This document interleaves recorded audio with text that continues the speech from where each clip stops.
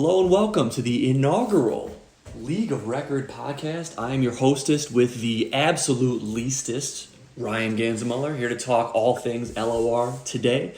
We have Chris, or you know him of course as the unapologetic Giants fan, Cermz, in the League of Record. Man, how you doing today? I'm doing good, man. I'm excited to be first on. Yeah, first and hopefully not the worst. You've taken great pains to make sure your team is not the worst this year, like maybe in past years where you and me were dwelling in the cellar, but we'll get to all that. We're going to run through a series of a few questions. Some of these are general questions that I'm kind of going to ask the rest of the league when I do these interviews, and then of course some of them will be more team specific to what your squad looks like right now, and of course how it's changed pretty dramatically since the end of last season. So I want to just start with the broad strokes of like what you view. You've taken great pains to remake your roster over the off season, and I know we're going to get into that. But what do you generally view right now, just as it stands, as the biggest strength that your team has, positional group, or whether some other criteria on what's your biggest strength in your view? It's a good question. I feel like it could be running back. I mean, wide receiver, I feel like I'm pretty solid. I mean, I don't have any top five guys at the position right now, but definitely a little bit of depth. But I think quickly it turned out to be possibly running back. So we'll see. Yeah, I mean, that's what happens when you trade for what some people would consider the overall RB1 in Dynasty in Breece Hall. Certainly couldn't be me that would be ranking him there. Couldn't be me. But I think that, you've taken Jahmyr Gibbs and a whole bunch of stuff, turned it into this core of Rachaad White, Breece Hall, and obviously James Cook as well. I probably would agree that it's the strength of your team, at least in terms of, you have a set of starting wide receivers, but like your depth also feels a little bit better at the running back position. That's pretty useful when running backs fucking drop like flies every single season, it seems. So I think I'd agree with that assessment. What do you view, and I promise I'm not just yanking this straight from our DMs, as your team's biggest current hole? Where are you weak and where do you need to fill? I know you filled a lot of things. What do you have left to fill? It's for sure it's tight end, but I think I'm playing that position tight end by numbers right now. So I got a few, and hopefully one of them will pop out. I mean, if only you could fulfill your dream of trading Daniel Bellinger for anything at all of value. That's okay. He's gonna rock out, and we're gonna see how it goes. Now, last year, you and I, of course, on these kind of parallel paths, right? Like, suck ass for like a few years, and now this is kind of our first year, like kind of stepping into the quote unquote fray. But even though you weren't necessarily, right on the mix for a playoff spot last year or whatever, what kind of things did you learn about where you were at, like where your team was at last year, that sort of informed you this year to be like, all right, like, let's fucking go. I'm pulling every trigger on every trade. I'm going to remake this roster. Like, I'm ready to do it. Like, what told you from last year that this was the moment? Yeah, I mean, it being like first Dynasty League and everything, I think over the course of a few years, it definitely was something. I also feel like, I'm sure league to league it changes, but you start to get a feel for values on players as well as the picks, like how the picks valued in that particular league. And I felt like after 2 years, I was able to kind of look back at the roster and be like, okay, like I have some things I can work with. There's definitely areas I can improve. And then I think it's just shopping. What can you fill your cart with? It's not Amazon, brother. This is a dynasty. No, it is. Overnight, I was a different team. No, I mean, truly, there really hasn't been, I don't think, a team that has redone as much as you did overnight. I mean, there are like the teams like that will, and we're actually going to talk about one of the teams today that will just fire sale, sell everything on their team, and that's one way to obviously remake a team. I've certainly been there. But in terms of a contender like stepping up, and of course you have the infamous like Justin swings Travis Kelce and Tyreek Hill. Okay, that's going to live on in infamy in our league, which is for it is what it is. But that at the same time was two position players. You have swung a deal in some manner or another over the past 2 months for QB1, an RB1, a wide receiver 1, depending on how you view Neighbors, and a wide receiver 2-3 with Devontae. That's like a lot of volume at very, very high end positions, which is kind of. I just don't think we've seen anything quite like that in this league yet. Yeah, it was. I mean, you spent some time trying to figure out who's willing to part with who and what's available and what would make sense. I think, unfortunately, one of the catalysts was that I ended up with different players on the same team that I did not want to hold on to altogether, like Jigba, and I had at one point I had Montgomery, and then I knew I was going to be drafting kids, so like moving things around to make it work would definitely kind of spurred some of the trades that happened. Yeah, that is certainly another thing that I've never seen before is having, you're looking at, I believe you were hitting 102, 103 that year, and to have them land in those landing spots was honestly hilarious. Definitely sucks. I mean, it's really funny, but I mean, of course, like it is challenging to have those kind of situations, but you've flipped almost all of those players now are not on your team anymore. Gibbs, Montgomery, and JSN all gone, all out the door. Coming to real quick the Neighbors trade that I had to ask you. Of course, you wear your Giants shirt to this interview because of course you did. But what percentage, if you could create a pie chart of the percentage of I'm moving from 103 to 102 because I fucking love the Giants versus the prospect Malik Neighbors really is like that high end above what Odunze was at 103. Like, how did that balance in your mind when you executed that? This is a good question. You thought about this. It was so. I mean, I was going to originally just kind of stay pat and whoever fell, and then the draft happened, and I just did not like Odunze's spot on the Bears, especially with like the Keenan Allen trade and whatnot. So I felt like I was going to get back into the cycle of having to wait more time for another guy to possibly pop. Whereas, Neighbors fell into a spot where he's immediately going to be wide receiver 1, and it's on the Giants. And at that point, it's like, okay, spend a little bit so that way you can get the guy that's on your team and root for him. I really thought it was just going to be entirely because you wanted to get like a Neighbors tattoo on your like lower back or something. But that's totally reasonable. I don't think Odunze is like an immediate hit either. I actually have 103 in another dynasty, and I know that I have pretty good. He's got less character concerns as shown by the recent strip club activity. Hey, I mean he's no Jordan Addison, he's no Rashee Rice.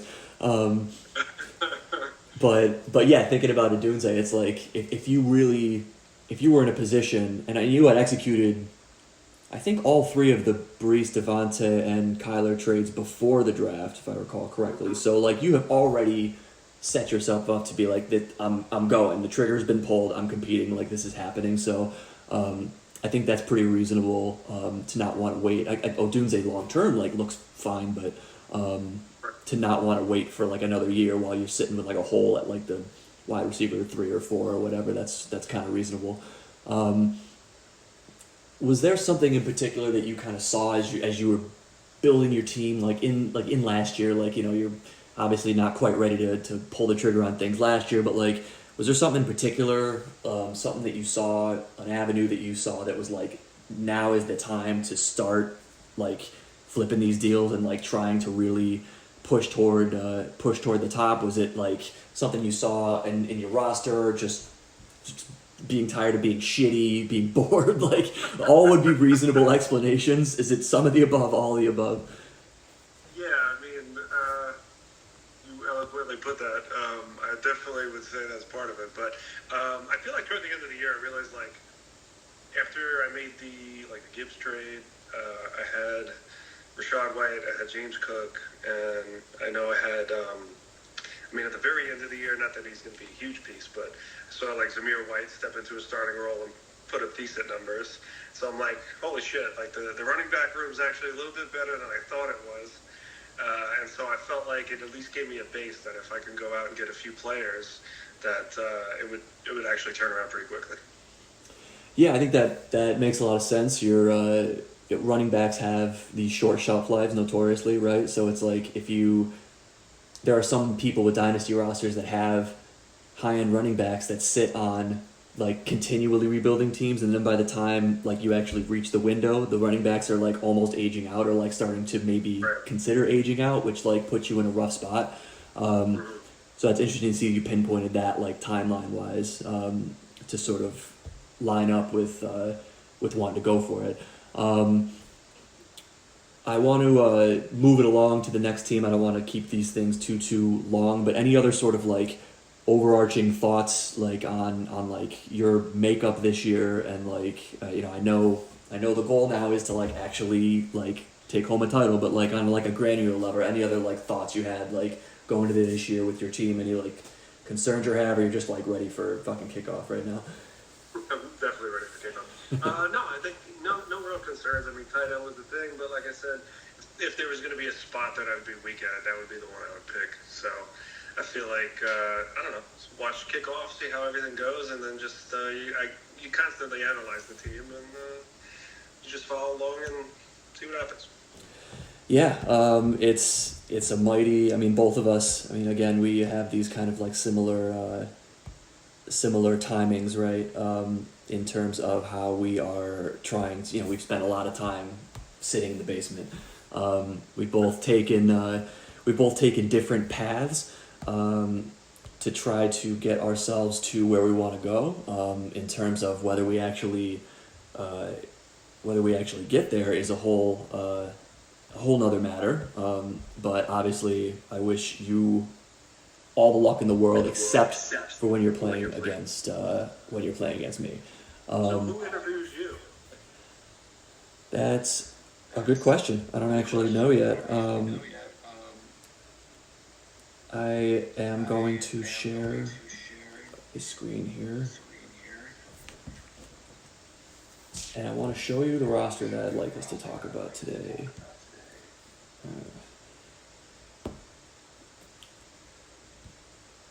Of course, I'm getting this feedback in. All right, we're gonna have to leave that. I'm gonna show you on here. This is really good podcasting, right?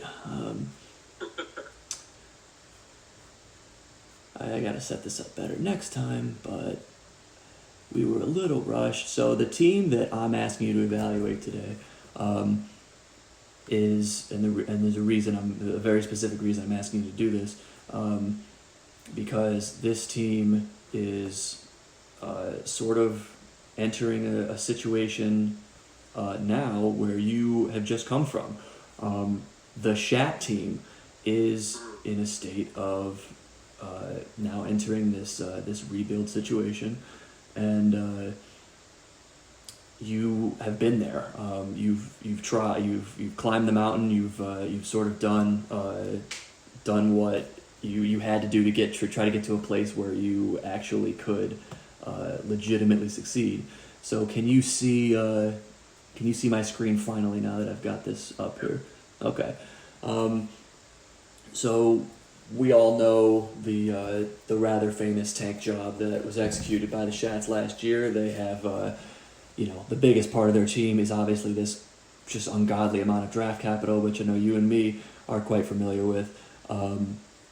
So they did an interesting thing, and while they still have a fair amount of draft capital going in the future, basically 2 firsts each year, they decided to allocate a whole lot of their draft equity to this draft. They wanted 2024 picks. They wanted dudes. They went in and they basically drafted an entire. I think they had 9 picks or something like that. So you know what the building blocks of this team are. They went Caleb Williams, Marvin Harrison, Brock Bowers in the first round, and Brian Thomas in the first round. Ladd McConkey, all the new guys, all the new blood. As a very general matter, like, how do you, and I'll scroll around as you need to, how do you view sort of how these guys are approaching the tank job relative to some of your experiences over the past few years being low down there with me? That's a big dice roll. I mean, it's something that if he hits on 3 or 4 of these guys, I mean, he's right back in it quickly, but that's hard to do. I feel like if you look at, like, for example, Connor's team, I talked about it not too long ago, where he hit on like 3 or 4 of his last picks in the last draft, immensely, and so like that team's that much better, that much quicker. So it's a big dice roll. I mean, for him, I feel like Marvin Harrison's definitely a pretty safe pick. Caleb Williams, I feel like it's a pretty high pick for a quarterback in a 1 QB league, but we'll see. Maybe that works out. And then again, like Bowers being a huge prospect, if that works out, that could be a quick turnaround. But it's, more often than not, you don't hit on these picks. Yeah, there's nothing that's a guarantee, even as good as a prospect can be, like as good as like a Harrison can be. I mean, he's the surest thing that there's been in like a long, long time. And one of my next questions about them that you probably just answered is, who is the most important player on this team? I don't think it's a far cry to say that it would be Marvin Harrison pretty clearly. Absolutely. So, but yeah, I mean, at the end of the day, that's all these that's the argument against tanking, right? Is that like, okay, you've got you trade a good player X for a bunch of picks or whatever, and with those picks, you might just get a player that's as good as player X, like. What's that Family Guy sketch with like you can have a boat or you can have this thing. Well, this thing it might be a boat. It might not. So whatever that joke was. So it's an interesting strategy. What did you think of like not just rolling the dice on young guys, but doing it like all in 2024? Like they really, really pushed hard. They wanted this draft class. They want to line their timeline up in such a way that they were just pounding this draft class so much so that they wanted my 105 and sent me a pick that's all but certain to be better than 105 next year. What do you think about that?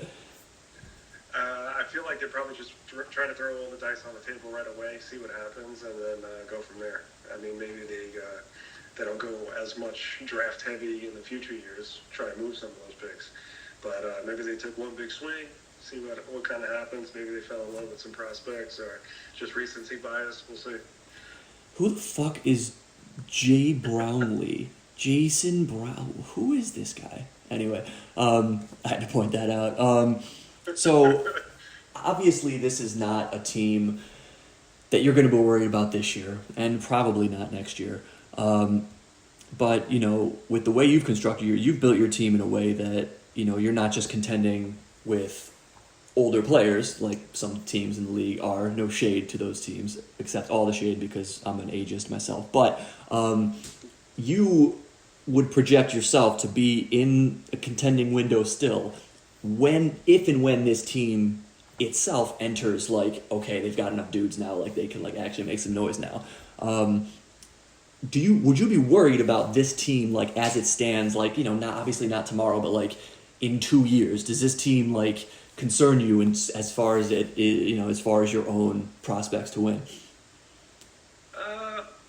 I mean, that's hard to say. As of right now, obviously, you have no idea what these guys are going to do. But I feel like the way that they selected position-wise is a smart route to go if this was the route they were going to go, because, receivers, tight end, quarterback, these are all the longer-lasting positions. So they quickly flip some of those picks for running backs. If they hit on a few, then they could be back quickly.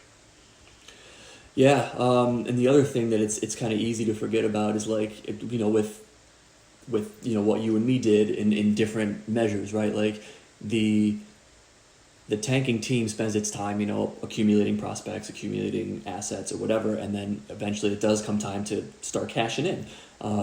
These guys are going to have future picks with which they could, if they hit on enough of these guys, be ready to cash in, like at a moment's notice, essentially. Prime day's coming. You go shopping. Yeah, they get that does that make Justin like the Jeff Bezos of this league? Like, is that? And it's actually I want to go back. I skipped one of the questions that I actually like. I want to make sure that I ask every contender on here. So this reminded you of that. So going back to the first segment, back to your own team, who is it in this league that you find yourself most scared of other than Justin? Like what, because he's the obvious, like, 101 of, like, teams that are going to be difficult to fuck with. But who would you be scared of outside of him? Oh, that's a tough question when I have the rosters in front of me.